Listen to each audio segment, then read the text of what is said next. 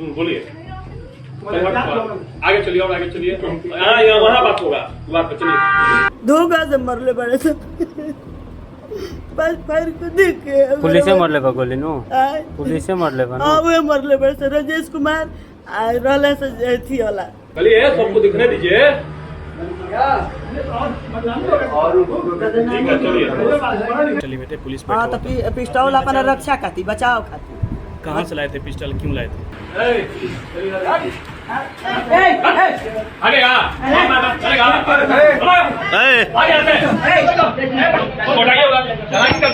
आगे मर्डर करेंगे तुमको, मारेंगे।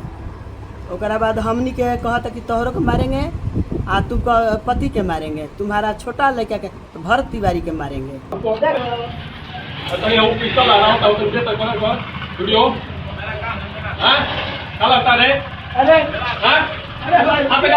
धूप के हथियार तान दिल सब परिवार पर हमनी के।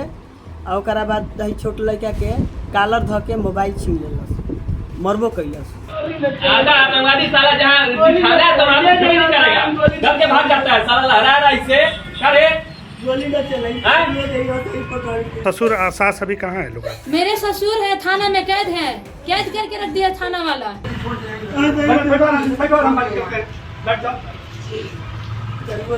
जहाँ बोल रहा है हमारा तो निकलबे नहीं करेगा साला, पैसा लेके घूस लेके साला बोलिए नहीं निकलेगा। कहाँ है सरकार? सम्राट चौधरी कहाँ है? सम्राट चौधरी बना है ना सरकार सीएम, अपना औकात भूल गया है। सम्राट चौधरी कहाँ इसका औकात है? गुंडा लोग रोड पे घूम रहा है, निर्दोष आदमी को मारा है। जाना हिम्मत है तो जाके बदमाश का क्रिमिनल के पकड़ो ना। अरे बोलता है ये करेंगे वो करेंगे, निर्दोष आदमी को मार दिया, इनकाउंटर कर दिया। गुंडा लोग रोड पे घूम रहा है। अरे रिकॉर्डिंग करो लोग, भाई लोग तो करते वालों समाजों में होने के चाहिए। सबके मारेगा, मेरे घर बोल रहा है पुलिस वाला के सबको मारेंगे, घर वालों को। ये कहाँ का इंसाफ है? हमको इंसाफ चाहिए। लेकिन पुलिस को वो टारगेट करते हुए पिस्टल तान दिया था और वहाँ वो बार बार कई क्रांतिकारी बातें भी बोल रहा था। और हालांकि पुलिस जब उसके पास उसे पकड़ने के लिए गई तो उसके परिवार वालों द्वारा बताया गया कि वो मानसिक रूप से विक्षिप्त है। और हथियार कहाँ से आया है, सबसे बड़ा सवाल ये है। बिहार के भोजपुर जिले के शाहपुर इलाके की एक सुबह, खेतों के बीच पुलिस की कई गाड़ियां खड़ी हैं। दर्जनों पुलिसकर्मी मौजूद हैं और आसपास गांव वालों की भीड़ लगी हुई है। सामने एक युवक खड़ा है, उसके हाथ में तमंचा है, दूसरी तरफ हथियारों से लैस पुलिस वाले हैं।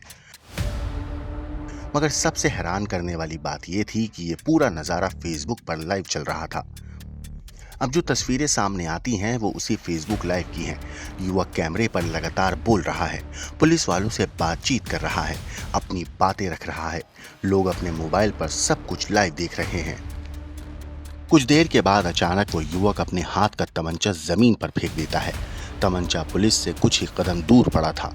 जैसे ही उसने हथियार छोड़ा, पुलिस वाले उसकी तरफ बढ़ने लगे। लेकिन यहाँ सवाल ये है कि आखिर मामला यहाँ तक पहुँचा कैसे। तो इस कहानी की शुरुआत होती है एक दिन पहले, यानी कि 16 जून को। उस दिन पुलिस इसी लड़के के घर पहुंची थी। इस लड़के का नाम है भरत भूषण तिवारी। जब पुलिस उसके घर पहुंची तब भी उसके हाथ में यही तमंचा था। पुलिस और भरत के बीच करीब 4 घंटे तक बातचीत होती रही। इस दौरान भरत लगातार फेसबुक पर लाइव था और हाथ में तमंचा लिए पुलिस से बात कर रहा था। 4 घंटे के बाद पुलिस वहां से चली गई। लेकिन हैरानी की बात यह रही कि पुलिस भरत का तमंचा अपने कब्जे में नहीं ले सकी। रात होते ही पुलिस ने चुपचाप भरत के घर को चारों तरफ से घेर लिया। पुलिस को उम्मीद थी कि जैसे ही भरत बाहर निकलेगा उसे पकड़ लिया जाएगा, लेकिन भरत पूरी रात घर से बाहर नहीं निकला। मगर अगली सुबह भरत को पता चल गया कि पुलिस ने उसके घर को घेर रखा है। वो छत पर पहुंचा, एक बार फिर फेसबुक लाइव शुरू किया। उसके हाथ में तब भी तमंचा था। लाइव के दौरान उसने पुलिस को ललकारा और कुछ गोलियां भी चलाई। गोलियां चलते ही पुलिस पीछे हट गई। इसी बीच भरत अपनी बाइक को लेकर घर से निकल गया। करीब 1.5 किलोमीटर दूर एक ऐसी जगह पहुंचा जहां बाढ़ पीड़ित परिवार अस्थायी शिविरों में रह रहे थे। पुलिस पहले से उसके पीछे लगी हुई थी। वहां पहुंचते ही भरत का सामना फिर से बिहार पुलिस से हो गया। एक बार फिर से फेसबुक लाइव शुरू हुआ। करीब 5 मिनट तक पुलिस और भरत के बीच बातचीत चलती रही, मगर आखिरकार पुलिस के कुछ आश्वासनों के बाद भरत ने अपना तमंचा जमीन पर फेंक दिया। इसके बाद उसने फेसबुक लाइव भी बंद कर दिया। यहीं से कहानी का सबसे विवादित हिस्सा शुरू होता है, यानी फेसबुक लाइव बंद होने के कुछ ही सेकंड के बाद गोलियों की आवाजें सुनाई देती हैं। कहा जा रहा है कि 3 या 4 गोलियां चली थीं। ये गोलियां भरत के पैरों और पेट के निचले हिस्से में लगी, मगर सबसे बड़ा सवाल यही उठा कि जिस वक्त गोली चली उस समय भरत हथियार फेंक चुका था, यानी वो निहत्था था और माना जा रहा था कि सरेंडर करने वाला था। गंभीर रूप से घायल भरत को पहले स्थानीय अस्पताल ले जाया गया। वहां से डॉक्टरों ने उसे पटना रेफर कर दिया। लगभग 90 किलोमीटर दूर पटना के अस्पताल ले जाया गया, लेकिन तब तक बहुत ज्यादा खून बह चुका था और आखिरकार भरत की मौत हो गई। भरत की मौत की खबर पूरे इलाके में फैल गई। लोग सड़कों पर उतर आए। वजह सिर्फ उसकी मौत नहीं थी। इलाके के लोग बताते हैं कि भरत मानसिक रूप से बीमार था और ये बात सभी जानते थे। ऊपर से पूरी घटना का बड़ा हिस्सा फेसबुक लाइव में रिकॉर्ड हो चुका था। लोगों ने अपनी आंखों से देखा था कि भरत ने तमंचा जमीन पर फेंक दिया था।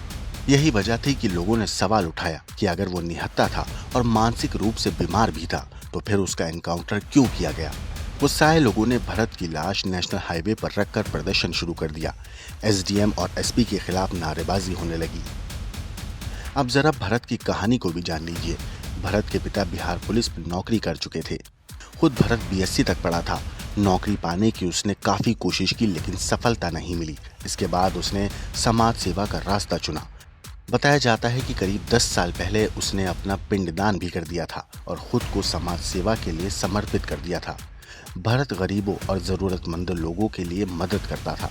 हाल ही में बाढ़ से प्रभावित कुछ परिवार उसके इलाके में अस्थायी शिविरों में रह रहे थे। वहां की बदहाल व्यवस्था को लेकर भरत लगातार आवाज उठा रहा था। वो अधिकारियों से भी मिला था। भरत के परिवार का आरोप है कि इसी वजह से कुछ अधिकारी उससे नाराज थे।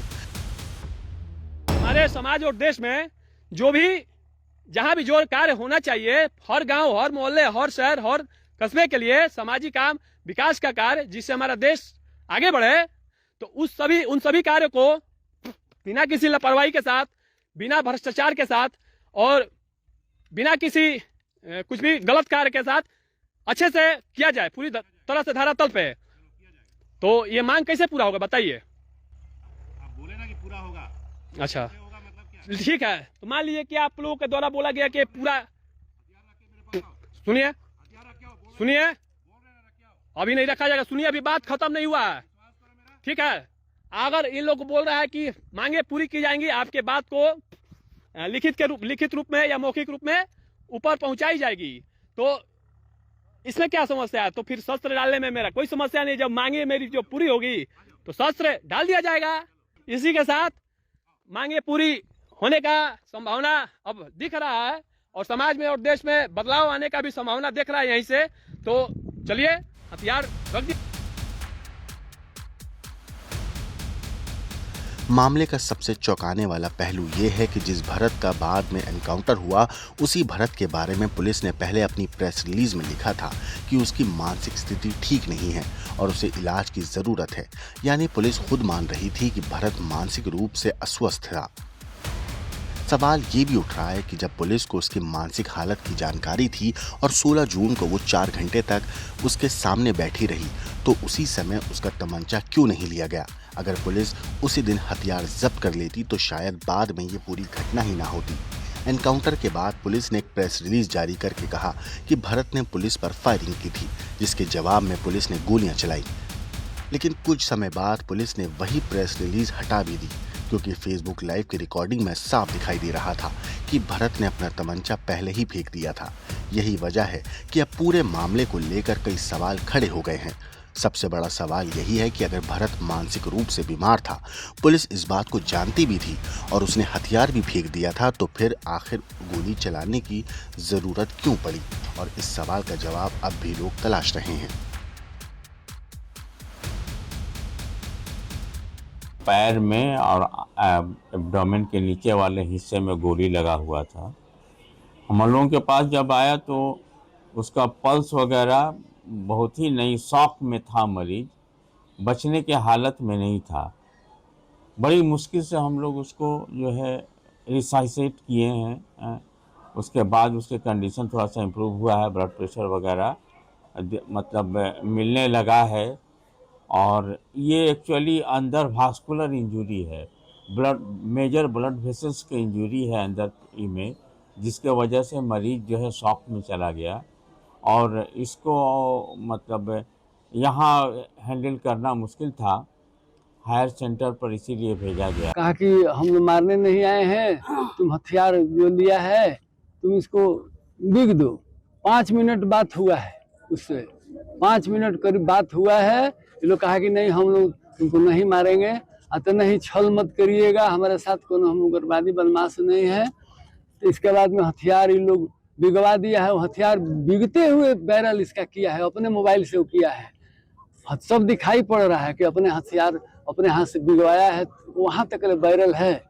इसके बाद में वो लोग मार दिया है, 3-4 गोली मारा है लोग। ये घोर अन्याय हुआ है। मान लीजिए कि एनकाउंटर है, इनका मानसिक संतुलन खराब हो गया था, तो प्रशासन को इसको लेकर पकड़ कर जाकर जेल में बंद देना चाहिए। ये नहीं कि एक काउंटर नहीं करना चाहिए।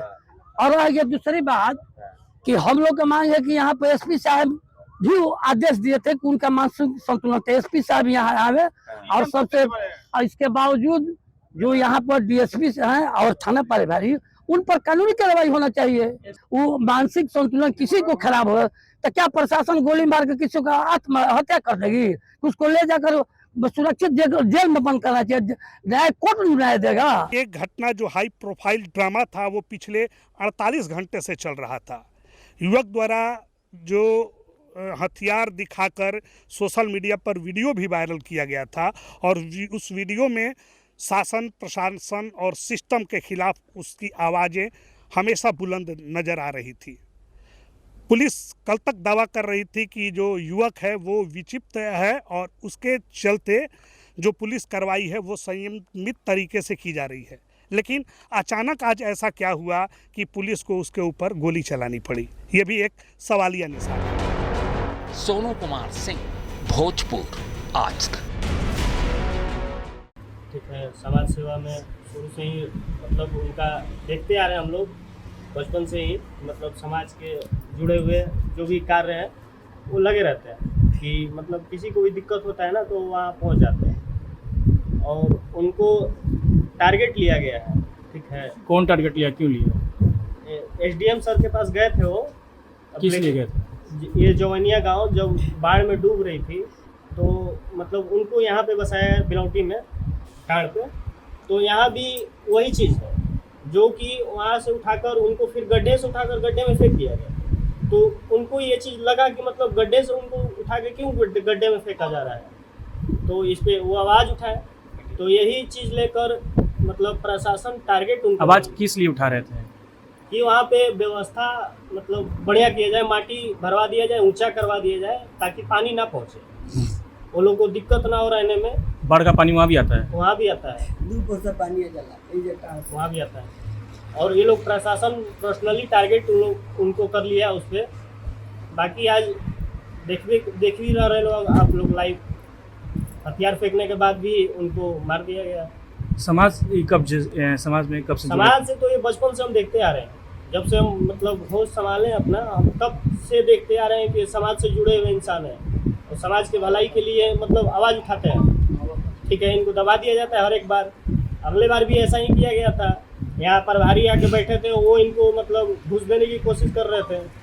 वो तो खुद घूसखोर है, इनको घूस दे रहे थे, आप देख भी सकते हैं वीडियो में। बताया जा रहा है कि वो पिंडदान भी अपना कर दिए थे। हाँ, 10 साल पहले ही पिंडदान कर दिए समाज के लिए। क्यों किए थे?